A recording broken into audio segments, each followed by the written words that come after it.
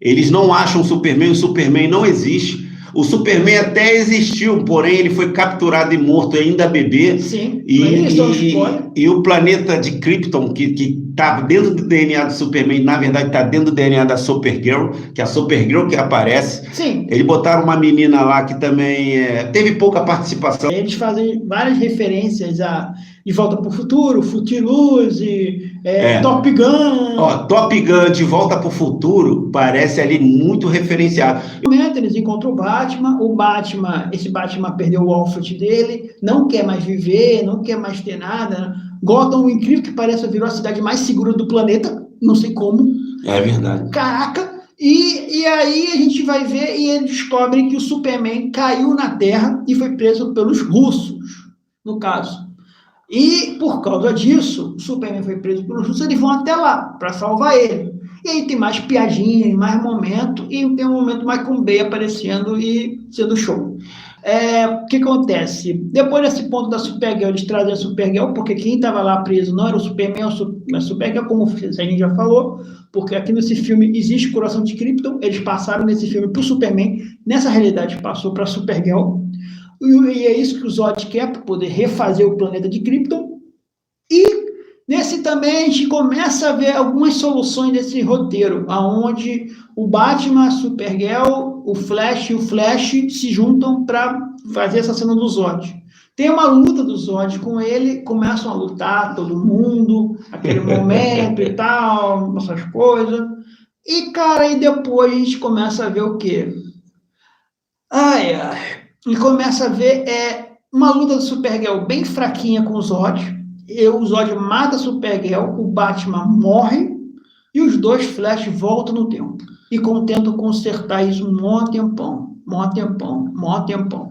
Até que o Barry do Snyder percebe que não adianta. Que não tem jeito. Não tem jeito. Ele para e ele vê que a Supergirl e o Batman morrem em todas as realidades que eles tentam alterar. Sim. Porque eles têm poder na corrida dele de entrar no espaço-tempo, né, Pedro? Isso. Aí eles percebem isso. Não, um só percebe. Fala, cara, isso aqui não tem jeito. Não, a gente vai conseguir. Só ver onde a gente está errando. Você tem que ir comigo, me ajudar. Aí ele para ele. E nisso ele vai se transformando em quê, Pedro? Ele, por fazer esse evento tantas vezes, ele vira o Dark Flash, aquele Flash do começo.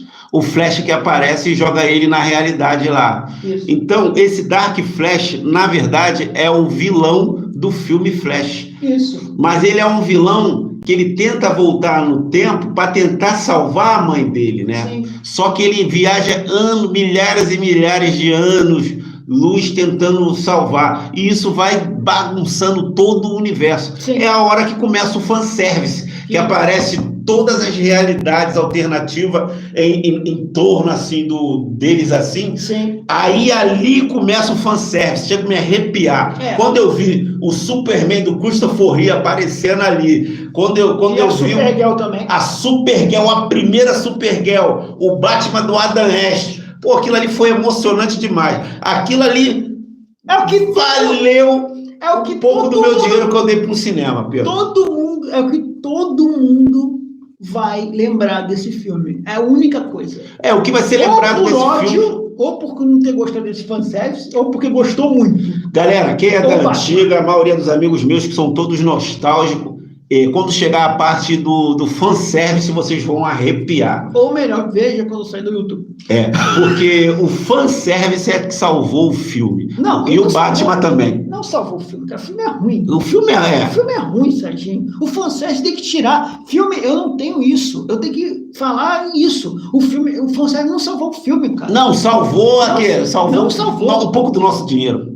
Poderia ser mais explorado? Sim, né, Pedro? Aí o que acontece? O Dark Flash fica lá, prende o Barry com um ataque elétrico que ele tem, e aí ele vai matar e fala, não, é porque você é o meu problema e você vai resolver e tal. Se eu matar você, eu resolvo todos os problemas. Ele vai lá dar um golpe no Flash, só que o Flash Júnior fica no meio e leva o dano, e aí os dois desaparecem. Ele matou o Flash, acabou essa coisa, o Barry volta no tempo para trocar a lata, tirar a lata da mãe, né? No final, ele faz o quê? Ele muda todas as latas de molho para poder fazer o quê? Para salvar o pai dele. Salvar o pai dele, porque o pai dele estava sendo condenado pela morte da mãe. E ele consegue provar a inocência do pai mudando a lata de prateleira, porque a lata estava embaixo e a única câmera que inocentava o pai dele não pegava o rosto dele. Não pegava o rosto dele. Aí ele mudou a ordem das prateleiras, que mudou também a realidade. Mudou a realidade, na realidade dele foi alterada. Ele não aprendeu, né? Não aprendeu. Isso. Não adianta ele tentar fazer isso.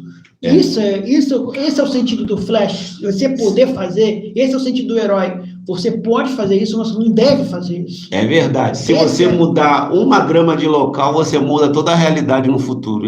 E De Volta para o Futuro mostra isso pra gente. Isso. Tem muita referência de Volta para o Futuro, esse filme Flash. E também tem muita referência do Batman 1989, que é o Batman, do Tim Burton. E, cara, é referência a Batcaverna, as roupas dele, o saquinho de piada do Coringa. O saquinho de piada do Coringa. E ele é estúpido. O filme é extremamente cheio de fanservice e cheio de fazer isso. Só que o roteiro dele é totalmente bananado, o roteiro não sabe o que está fazendo, o roteiro ele dá informação de uma coisa, depois troca a informação, porque você não faz sentido. Então, cara, é um filme que eu aconselho vocês ver. Se vocês quiserem ver, vocês... Não vou falar nunca vejam, porque é uma... Cara, é um filme que quem detém um pouquinho de conhecimento de multiverso vai entender que não faz nenhum sentido. Tem na parte que o Dark Flash vai matar o Flash, que é o Flash da realidade onde a mãe morreu. Sim.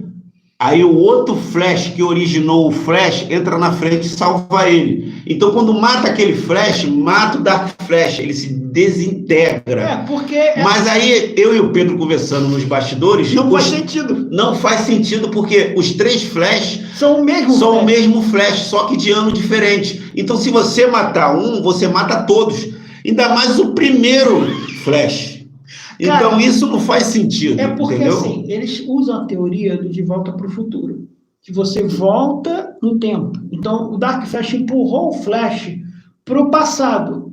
Por isso que ele se encontra com o Flash mais novo e o Flash mais do presente. Só que o Dark Flash é o Flash do futuro. Mas se você se mata no passado, você não existe nem no futuro e nem no presente. Porque a tua linha temporal é cortada.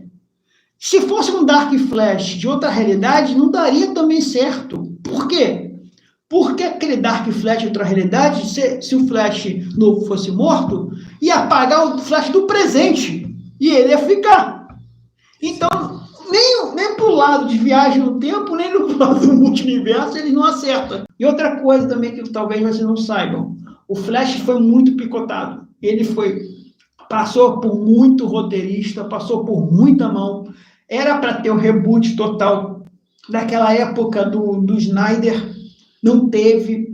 Aí entrou o Dave Lavi, que é o diretor, o chefia da Warner, mudou também. E agora entrou o James Gunn, mudou também. Ele tem 3 finais, esse filme, que foram cancelados para botar esse 4º final.